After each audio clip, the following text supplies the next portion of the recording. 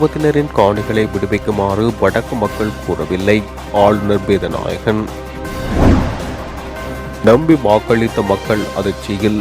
வேலணை வைத்தியசாலை விவகாரத்தில் ஏமாற்றம். கிளிநொச்சியில் விபத்து, குழந்தை மரணம், ஒரே குடும்பத்தைச் சேர்ந்த 3 பேர் படுகாயம். யாழில் எலிக்காய்ச்சல் அறிகுறிகளுடன் 2 அவசர சிகிச்சை பிரிவில் அனுமதி. கோடபாய காலத்தில் இடம்பெற்ற கொலைகள் குற்றங்கள் தொடர்பில் அனூர் அரசால் உண்மைகள் வெளிப்படுத்தப்பட வேண்டும். சாணக்கியன். முல்லைத்தீவில் இறங்குதுறை இல்லாததால் அவல நிலையில் மியான்மர் அகதிகள். கச்சதீவு தொடர்பில் இந்தியாவுடன் பேச வேண்டிய அவசியமில்லை. சரத் வீரசேகர. வடக்கு மக்கள் அவர்களின் சொந்த காணிகளை விடுவிக்க கோருகின்றார்களே அன்றி இராணுவத்தினரின் காணிகளை அல்ல என வடக்கு மாகாண ஆளுநர் வேதநாயகன் தெரிவித்துள்ளார். பஜாவ்லானில் நடைபெற்ற விடுவிக்கப்பட்ட காணிகளில் விவசாய நடவடிக்கை தொடர்பான கலந்துரையாடல் மற்றும் மரநடுகை விழாவில் கலந்து கொண்டு கருத்து தெரிவிக்கும் போது அவர் இதனை தெரிவித்தார். இடம்பெயர்ந்தவர்களின் வழி எனக்கு தெரியும். நானும் இடம்பெயர்ந்த ஒருவன்தான். தற்போது யாழ் மாவட்ட இராணுவ தளபதியாக நியமிக்கப்பட்டுள்ள ஜெகம்பத் நேர் சிந்தனை உடைய ஒருவர். எனவே இந்த அரசாங்கத்தின் காலத்தில் படிப்படியாக காணிகளை விடுவிக்க முடியும் என நம்புகின்றோம். இங்கு காணிகள் வீதிகள் விடுவிக்கப்பட்டதும் தென்னிலங்கையிலிருந்து சில தேவையற்ற கருத்துக்கள் வெளிப்பட்டு அழுத்தங்கள் பிரயோகிக்கப்படுகின்றன. தென்னிலங்கை மக்களுக்கு இங்கு நடைபெறுவது என்ன என்ற உண்மை தெளிவுபடுத்துமாறு என்னை சந்தித்த தென்னிலங்கையைச் சேர்ந்த சிவில் சமூக குழுக்களிடம் தெரிவித்திருக்கின்றேன். தென்னிலங்கை மக்களுக்கும் வடக்கு மக்கள் எல்லோருக்கும் எதிர்பார்ப்பு இருக்கிறது என்பது எனக்கு தெரியும். விரைவில் சாதகமான விடயங்கள் நடக்கும் என நம்புவதாக அவர் தெரிவித்துள்ளார். வேலணை பிரதேச வைத்தியசாலை மூடப்பட்டமையானது மாற்றங்கள் வரும் என நம்பி வாக்களித்த மக்களுக்கு பெரும் அதிர்ச்சியை ஏற்படுத்தியுள்ளதாக குறித்த வைத்தியசாலையின் நலன்புரி சங்கத்தினர் தெரிவித்துள்ளனர். ஊடகங்களுக்கு கருத்து தெரிவிக்கையில் அவர்கள் இவ்வாறு தெரிவித்தனர். தீபக பிரதேசத்தின் 2வது பிரதான வைத்தியசாலையாகவும் தீபகத்தின் மைய பகுதியில் அமைந்துள்ளதுமான குறித்த வைத்தியசாலை கடந்த நல்லாட்சி காலத்தில் அன்றைய சுகாதார அமைச்சர் ராஜித சேனாரத்னவினால் பீத்தரத்துக்கு அவசரமாக தரம் உயர்த்தப்பட்டது. ஆனாலும் குறித்த தரத்துக்கேற்ப ஆளணி வளங்களை நிவர்த்திக்கும் எந்தவிதமான பொறிமுறையும் ராஜித சேனாரத்ன ஏற்படுத்தவில்லை. அதன் பின்னரும் அமைக்கப்பட்ட அரசாங்கங்களில் இவ்விடயம் தொடர்பில் பல தடவைகள் உரிய தரப்பினரது பார்வைக்கு கொண்டு செல்லப்பட்ட போதும் அது கண்டுகொள்ளப்படாத நிலையில் இருந்து வந்தது. தற்போது இந்த வைத்தியசாலை மூடப்பட்ட செய்தியானது புதிய அரசாங்கம் பொறுப்பேற்றதன் பின்னர் புதிய மாற்றங்கள் வரும் என நம்பி வாக்களித்த மக்களுக்கு பெரும் அதிர்ச்சியை ஏற்படுத்தியுள்ளது என தெரிவித்துள்ளார். கிளிநொச்சியில் இடம்பெற்ற விபத்தில் 2 வயது குழந்தை பலியானதுடன் ஒரே குடும்பத்தைச் சேர்ந்த 3 தீவிர சிகிச்சை பிரிவில் அனுமதிக்கப்பட்டுள்ளனர். நேற்றிரவு 7 மணியளவில் மோட்டார் சைக்கிளுடன் டிப்பர் வாகனம் ஒன்று மோதியதில் விபத்து ஏற்பட்டுள்ளதாக போலீசார் தெரிவித்துள்ளனர். ஏனையின் வீதியால் பயணித்த டிப்பர் வாகனம் குறித்த மோட்டார் சைக்கிளை மோதி விபத்தினை ஏற்படுத்தியதுடன் விபத்து இடம்பெற்ற பகுதியிலிருந்து சுமார் 100 மீட்டர் பாதையை விட்டு விலகி பயணித்துள்ளது. குறித்த டிப்பர் வாகனத்தை செலுத்திய சாரதி மதுபோதையில் இருந்ததாக சம்பவ இடத்தில் நின்ற மக்கள் குறிப்பிடுகின்றனர். மேலும் சாரதியை போலீசார் கைது செய்துள்ளனர். மோட்டார் சைக்கிளில் பயணித்த 2 வயது குழந்தை பலியானதுடன் ஒரே குடும்பத்தைச் சேர்ந்த தாய், தந்தை மற்றும் 6 பேருடைய குழந்தை படுகாயமடைந்த நிலையில் கிளிநொச்சி வைத்தியசாலையில் அனுமதிக்கப்பட்டு தீவிர சிகிச்சைக்கு உட்படுத்தப்பட்டுள்ளதாக போலீசார் தெரிவித்துள்ளனர். விபத்தில் படுகாயமடைந்த குழந்தை யாழ்ப்பாணம் பூதனா வைத்தியசாலைக்கு மாற்ற நடவடிக்கை எடுக்கப்பட்டுள்ளதாக வைத்தியசாலை தகவல்கள் தெரிவிக்கின்றன. முன்னாள் ஜனாதிபதி மஹிந்த ராஜபக்சவின் பாதுகாப்பு நீக்க விவகாரத்தினை நீதிமன்றத்துக்கு கொண்டு செல்ல தேவையான ஏற்பாடுகள் மேற்கொள்ளப்பட்டு வருவதாக ஸ்ரீலங்கா பொதுஜன பெரமுனவின் தேசிய செயற்குழு உறுப்பினர் ரவீந்திர ஜெயசிங்க தெரிவித்துள்ளார். ஊடகவியலாளர் சந்திப்பொன்றில் அவர் இதனை தெரிவித்தார். நாட்டின் பாதுகாப்பை பரிசீலித்து போலீஸ் உத்தியோகத்தர்களின் சேவை நீக்கப்பட்டாலும் பொருளாதார காரணங்களுக்காக முப்படையினரை நீக்குவதை ஏற்றுக்கொள்ள முடியாது என ரவீந்திர ஜெயசிங்க தெரிவித்துள்ளார். நான் ஒரு சட்டத்தரணி என்ற வகையில் தேசிய மக்கள் சக்தியின் பாராளுமன்ற உறுப்பினர் நிலாந்தி ஹோட்ட கட்சியிடம் மஹிந்த ராஜபக்சவின் பாதுகாப்பு தொடர்பில் கூறிய கருத்து ஏற்றுக்கொள்ள முடியாது என தெரிவித்துள்ளார். மேலும் இது மக்களை தவறாக வழிநடத்தும் நடவடிக்கைகள் என ரவீந்திர ஜெயசிங்க தெரிவித்துள்ளார்.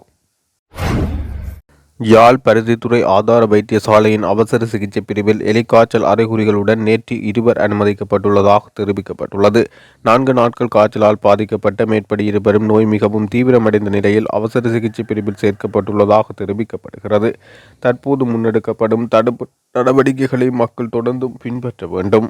ஆரம்பத்திலேயே வைத்தியசாலைக்கு வர வேண்டும், சிகிச்சை எடுக்க வேண்டும். இதன் மூலம் நோய் தீவிரமாகுவதையும் இறப்பதையும் தடுக்கலாம் என தெரிவிக்கப்பட்டுள்ளது.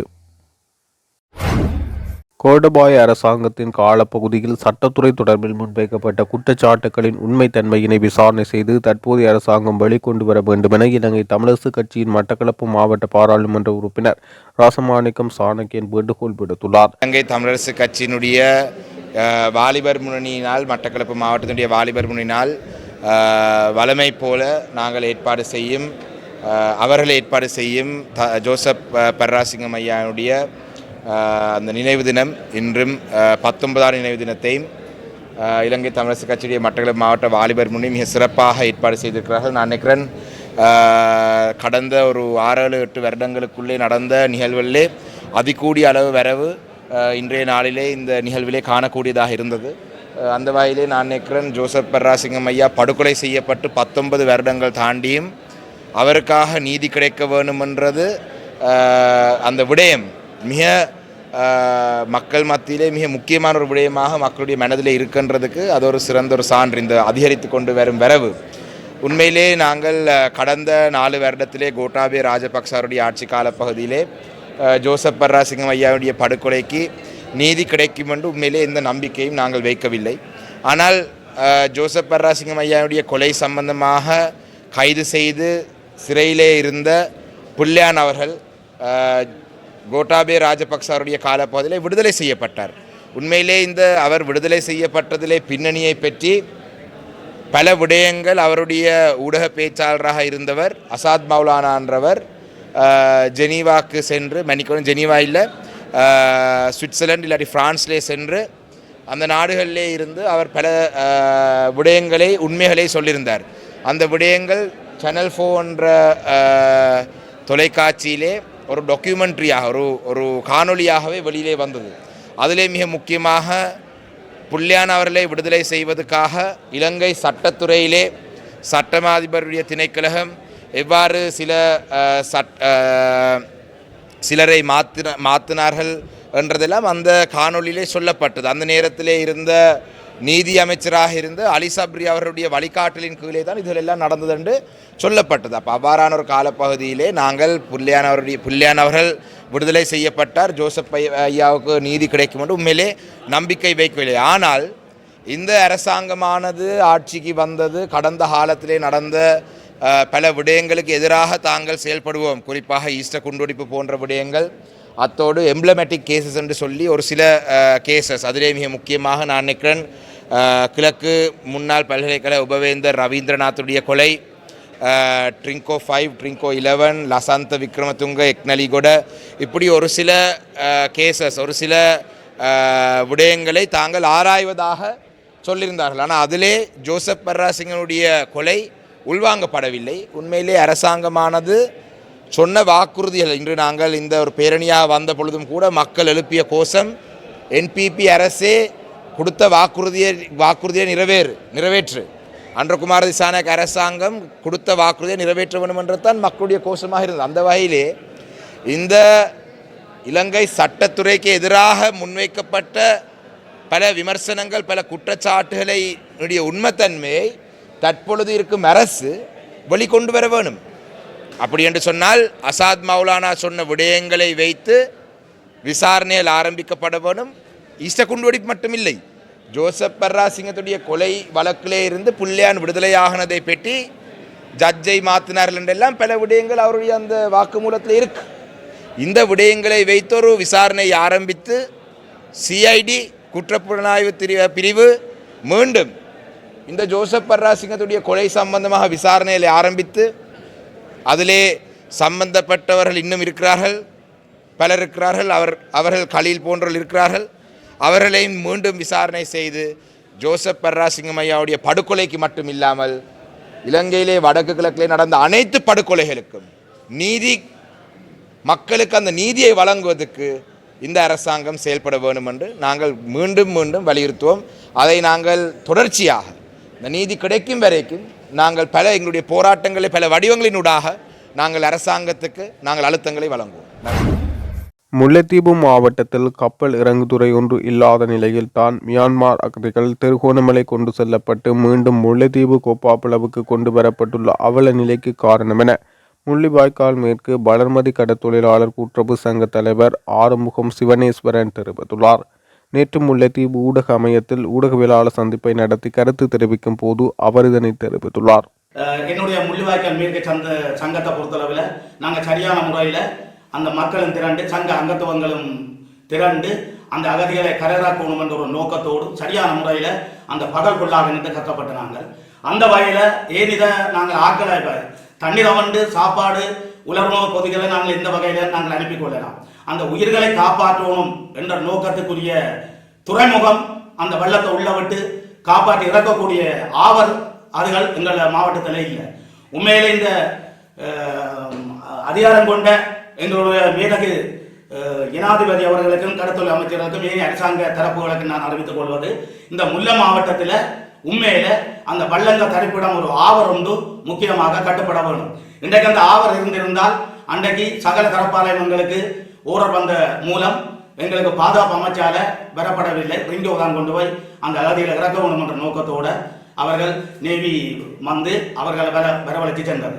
அந்த வகையில் நீங்கள் இந்த இனிவரும் காலங்களில் எங்களுடைய முல்லை மாவட்டத்திலே ஒரு இடத்தை தெரிவு செய்து சரியான முறையிலே அந்த கடல் கப்பல்களாக இருந்தாலும் சரி வள்ளங்களாக இருந்தாலும் சரி உள்ள விட்டு ஒரு விநியோகம் செய்வதற்கு எங்களுடைய ஜனாதிபதி அவர்களை நான் கேட்டு நிற்கின்றேன். அத்தோடு இந்த மியான்மர் கப்பல் நாட்டு கப்பல் வந்த பொழுது உண்மையிலே எங்களுடைய முள்ளிவாய்க்கால் மேற்கு சங்கம் உலர்வ பொதுகளை மிக கூடிய நிதிக்கு நாங்கள் செய்திருக்கின்றோம். அந்த வகையிலே முல்லைத்தீவு மாவட்ட சமாசம் எண்ணெய் எரிபொருளில் இருந்து சோடா ஒழுங்குகளும் செய்திருக்கின்றார்கள். அந்த வகையிலே அந்த கப்பலில் இருக்கின்ற ஆட்களை பார்வையிட விடும் என்ற நோக்கத்துடன் புதுக்குடிப்பிலிருந்து வந்த இளைஞர்கள் 4 பேரும் தங்களால் இயன்ற அந்த சோடா பிஸ்கெட்டுகளை கொண்டு எங்களுடைய படகிலே சென்று அவர்களை பார்வையிட்டதோடு அவர்களுக்கும் அந்த உலக கொண்டு வந்து செய்திருக்கின்றார்கள். அத்தோடு நேவி இராணுவம் எங்கள் பக்கத்தில் முள்ளிவாய்க்கால் மேற்கில் இருக்கின்ற கரையோர கேம்பு நேவி கார் எல்லாரும் சேர்ந்து மதிய சாப்பாடும் தண்ணி தாகங்களையும் செய்திருக்கின்றார்கள். அந்த வகையிலே நாங்கள் சரியான முறையிலே காப்பாற்றி பின்னேறும் மாலை நேரம் ஒரு 5 மணி அளவிலே அந்த மியான்மர் நாட்டு கப்பலை நேவி ரிங்கோ திருவண்ணாமலை ஆவருக்கு கொண்டு சென்று இன்றைக்கு மறுபடியும் எங்களுடைய முல்லைத்தீவு மாவட்டம் கேப்பாப்புலவு கேம்பிலே அவர்களை கொண்டு வந்து தரித்திருக்கின்றார்கள். அது நல்ல முறையிலே பார்வையிட்டு நல்ல முறையிலே அவர்களை கவனிப்பார்கள் என்று இந்த அரசாங்கத்தை நாங்கள் நம்புகின்றோம். அந்த வகையில் எங்களுடைய இந்த முள்ளிவாய்க்கால் மேற்கு கிராமத்திலே சில தரப்புகள் செய்திகள் வெளியிட்டு இருக்கிறோம். என்னென்றால் எங்களுடைய முள்ளிவாய்க்கால் மேற்கு கிராமம் எங்களுடைய கடல் இல்லை, எங்களுடைய கடல் எல்லைக்குள்ளே அந்த கப்பல் வந்து அடைஞ்ச பொழுது நாங்களாம் அதில் நின்று சரியான முறையிலே பார்வையிட்டு சரியான முறையிலே கட்டப்பட்டு செய்திருக்கின்றோம்.